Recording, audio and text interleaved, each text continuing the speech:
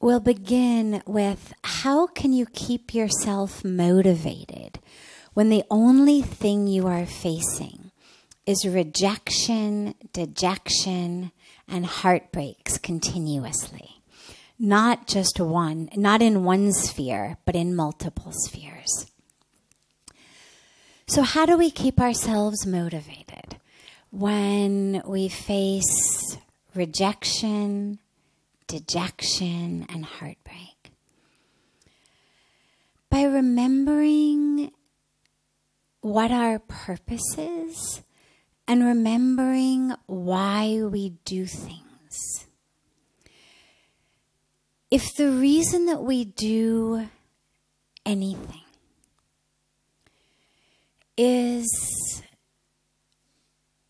due to some expectation of what we're going to get in response from it, we are setting ourselves up for heartbreak. This is the message that Lord Krishna emphasizes so deeply and in so many different ways in the Bhagavad Gita, that if you are attached to the fruits of your labor, if you are attached to what comes out of what you've done, you're setting yourself up for misery. The only thing we have control over is ourselves. And so if I'm unable to be motivated because what I'm facing is rejection, the question isn't super specific, but let's say I'm applying for jobs. I apply to 50 jobs, I get rejected.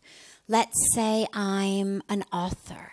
I write 50 articles or 50 stories or even 50 books or 50 poems. I send them to be published, I get 50 rejection letters.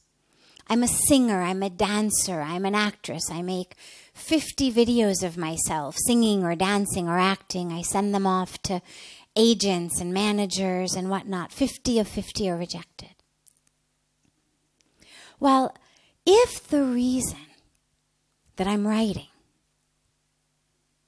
or if the reason that I'm singing, or if the reason that I'm dancing, or if the reason that I'm painting, or if the reason I'm doing any of these things is because someone is going to read it or see it and say, oh, that's brilliant, and make me a star, or make me their employee, or whatever it is I'm looking for. If the reason I'm doing what I'm doing is to get the job, to get the role, to get this, to get that, I've lost before I've even sent off the letter. I've lost before I've even sent off the cassette. I've lost before I've even walked in for the interview.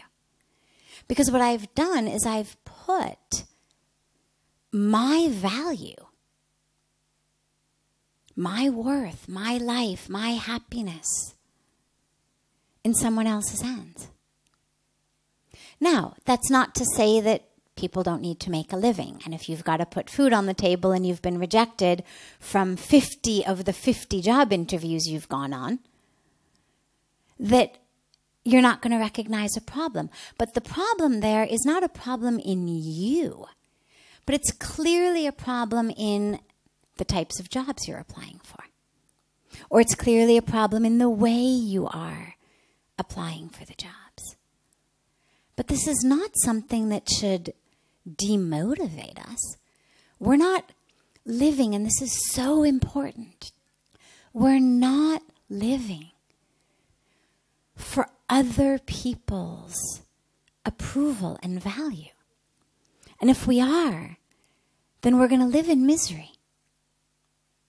Because if they value us, if what we got was not rejection, but what we got was appreciation, well, coupled with that appreciation comes always anxiety about getting it again. One story got published, one poem got published, I got hired for this. Oh my God, what if I can't do it again? Now they expect this of me, now they expect that of me, I'm not up to it.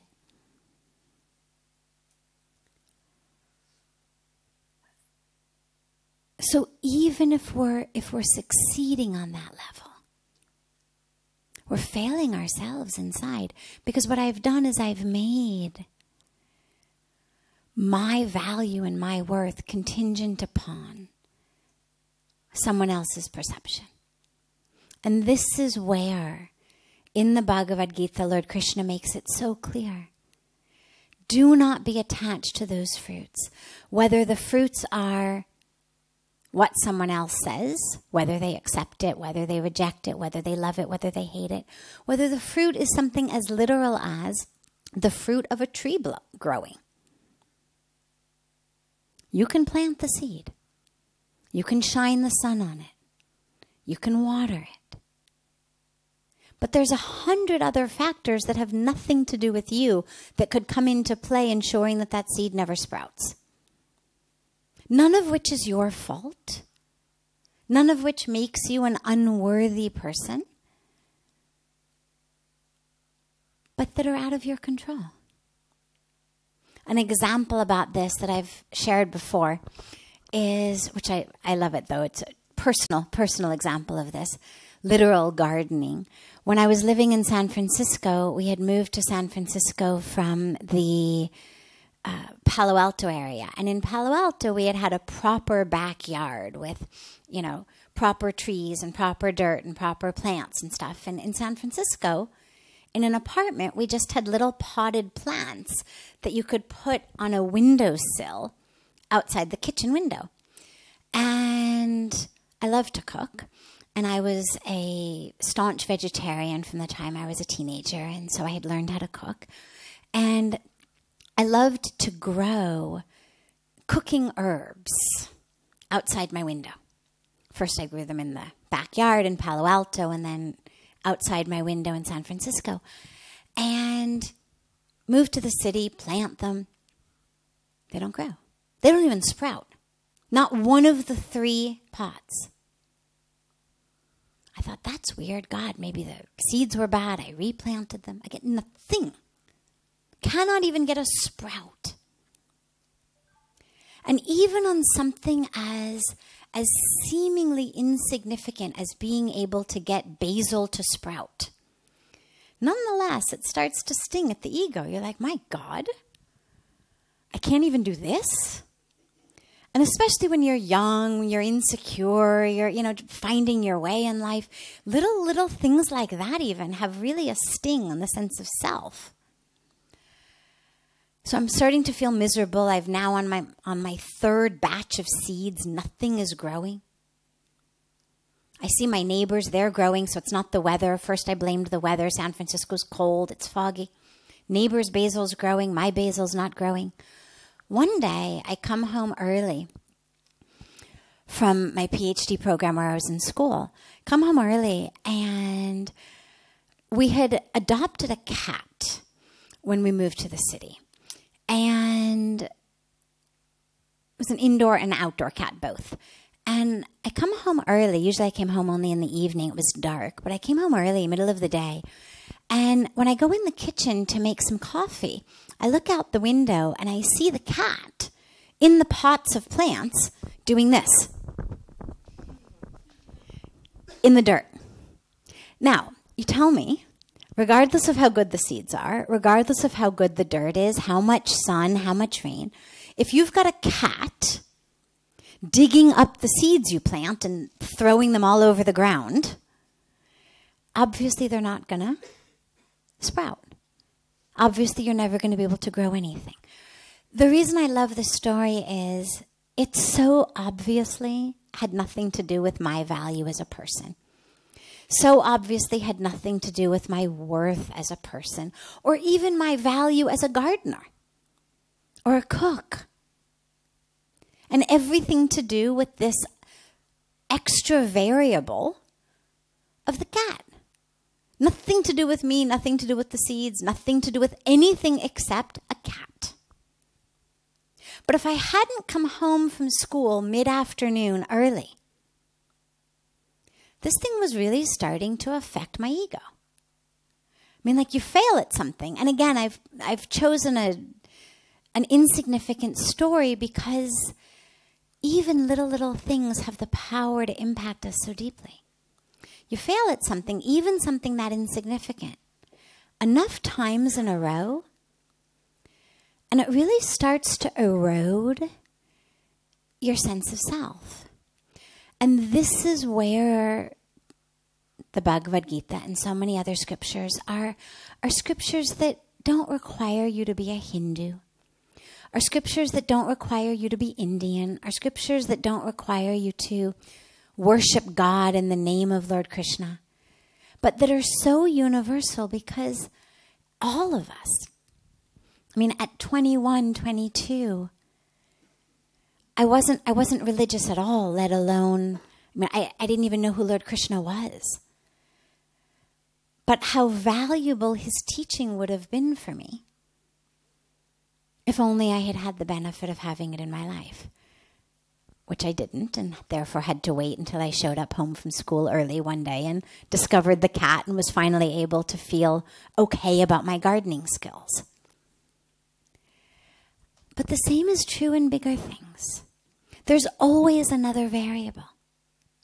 It's not always a cat, but there's always another variable. And so no matter how many times you get rejected, we must never lose our motivation, because actually the two things are not connected. And this is one of the most deep and important, I think, lessons of, yes, a spiritual life, but even just a general life. If even just your goal is to be happy, or your goal is to be peaceful, or your goal is to be productive or creative or in love, we do what we do, not because it's going to make someone else happy, but we do what we do because we've been put on earth with creativity, with skills, with abilities, with initiative, with compassion. And so we use those to act. And whether our acts are loved and accepted and revered and valued and purchased by others, or whether they're not, shouldn't impact our motivation for doing them.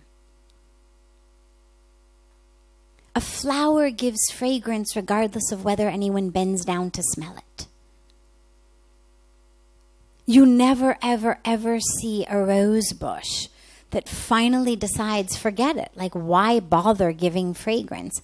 No one ever stops. No one ever looks anymore. Everybody's on their smartphones all the time. I'm like, I could be a pineapple tree for all anyone walking by me would notice. So forget it. I'm gonna stop. Why use that energy to give fragrance?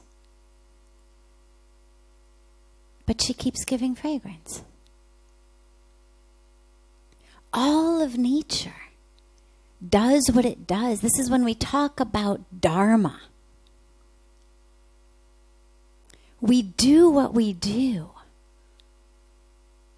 because it's our duty, because it's our Dharma, because it's who we are, because we love it. And of course, I'm giving lots of different options because the things that we do for different reasons. Some we do because we love it. You may write, you may paint, you may draw, you may sing, you may play a sport, you may dance, even though you don't have enough talent to actually ever be hired to do it, or to actually ever make a record, or to actually have anybody ever, buy it from you or want to hire you for it. But you do it because you love to do it. Or you may do things because they're your duty to do them. You've got a family to feed. Therefore, you pump gas. Or you wait on tables in a restaurant. or you file papers, or you do whatever people do based on whatever they can do to make enough money to put food on the table.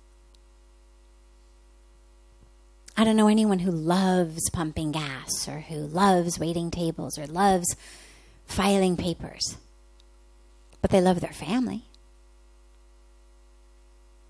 And the love of the family motivates them to pump gas, to wait tables, to file papers, to do whatever it is that they need to do that they wouldn't necessarily do otherwise, because there's a higher goal involved. So the motivation has to come from something other than how is the world going to respond? Whether it's the general world, like I've put something out there on Facebook or on YouTube or in some public domain and I'm waiting, for lots of people to love it. Or I'm waiting for one person to love it. I've written a poem to one person I love and I'm hoping it's going to make, him or her love me back. Whether it's the world or one person, either way. If the motivation to do it is what those people are going to respond, then we're always setting ourselves up to be miserable. Because eventually they're not going to respond the way we want them to. And then it's going to sting. Because then it's going to feel like I did something I didn't want to do just for you. And you didn't respond. Or I'm doing something that I may love to do, but even more than my loving of doing it is my loving of how, of how you're going to all respond. I may love to sing, but I'm really attached to selling that record. My loving of singing's not enough. I need to find a record label. And until and unless I find a record label, I'm not able to enjoy the singing, because the singing becomes a means to an end. And that's where the problem comes in. And this is where it's so important that our motivations become, it's my duty. So if you've got a job, you do what your boss tells you to do. Whether it's fun, whether they appreciate it or not, because at the end of the day, you're walking home with a paycheck that's feeding your family. Or you find another job. That's duty. Or you do it because it's your Dharma. And again, the Dharma is not necessarily sometimes the thing that you're doing. Your Dharma may be to serve. It's like the story that I tell all the time about the saint and the scorpion. So the saint is saving the scorpion time and time again from the water, even though the scorpion keeps stinging him, because his Dharma is to save. Well, his Dharma is not to be stung. And the saint certainly could wonder, my Dharma is to save. How come I'm always getting stung? But if you look at it deeply, what you'll realize is the two things don't actually have anything to do with each other. The Dharma to save, in that case of the saint, follows him wherever he goes. In that moment, it happened to happen in a river with a scorpion that stung him. But it also happened perhaps downriver with someone he helped across the river. Maybe it happened in the village where he took his breakfast to where he's going to take his dinner, in the family where he was begging for food, and when they brought him in for food, he said something or shared something or gave something or taught something or gave a blessing that helped the family. So he's moving through the world fulfilling that Dharma. Sometimes it feels fulfilling. Gave a blessing, gave advice, gave healing to a family who touched his feet before he left. And sometimes it stings, literally. Like when it's the scorpion you're trying to save. So it's not that the Dharma is wrong or that the Dharma is about getting stung, or the Dharma is about getting walked all over, or that somehow maybe this isn't my Dharma because, look, I'm getting stung all the time. How could this be my Dharma if I've got welts all over my hand? But this is where it's important to understand that more deeply. If our Dharma is to serve, or to save, or to give, or to love, well, sometimes the people we are serving, saving, loving, giving to are going to love us in return. Sometimes they're going to hug us, sometimes they're going to kiss us, sometimes they're going to touch our feet, sometimes they're going to give us a bonus and a promotion, sometimes they're going to, do all sorts of things for us. Sometimes they'll ignore us, sometimes they'll step all over us, sometimes like the scorpion, they'll sting us. But we keep doing what we do because that's our Dharma. And the third reason, and there may be more, this is just the three that come to my mind at this very moment, is because we love it.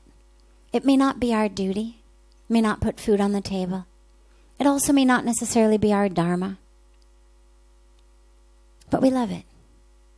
I love photography. Love to take pictures. Used to do lots of it, don't do very much of it these days, but I love it. And there'll be times I'll find myself, with a camera in hand, just taking pictures of all sorts of things. And somebody will wonder, well, why are you taking, why that? What are you going to do with that picture? Because usually the pictures we take are pictures that go somewhere and there's some benefit to them. They're going to go in a brochure. They're going to go on the website. They're going to be used in some way. But the photography that I always did that I loved was just shapes and lights and, You do it and you think, well, what are you going to do with that? Where's that going to go? Well, probably nowhere. But there's a joy in just doing something you love. But again, if I had my motivation of, well, I'm going to post these on Facebook and, the guy from the Met in New York is going to hunt down my email address and, email me and say, oh my God, we have to have a show of your photographs. And then every day I'd be going on Facebook wondering, where's the guy from the Met and why hasn't he contacted me yet? And suddenly all of the joy of doing it would dissipate. Why is a picture of some random person getting so many more likes than this picture that I thought was so beautiful? See, you get the ego all wrapped up in it. And you've brought misery into something that should have just brought joy. And so we do what we do again. Our motivation, circling back to the specific question, our motivation is not that we're going to be rewarded, accepted, loved, praised for what we do. Our motivation is in the doing of it. The doing of it is its own reward, whether because it's our duty, whether because it's our Dharma, or whether because we actually love whatever it is we're doing. But none of those three has anything to do with how the world responds to it. So yeah, sometimes there's rejection and dejection. Sometimes there's praise. But this again is what Lord Krishna reminds us, is that a yogi, a wise one, a spiritual one, is one who is neither lifted up too high in praise and success, nor one who is brought down in failure.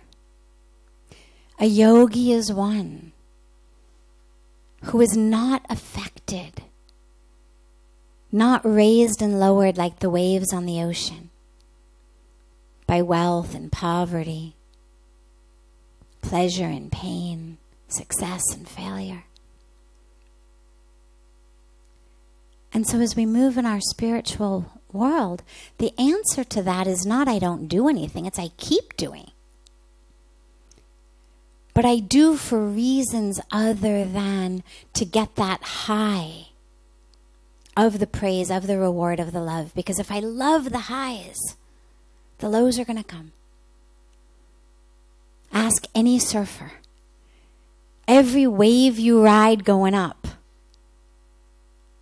it's going to come down. And if you don't know how to properly ride, you're going to go splat on the beach.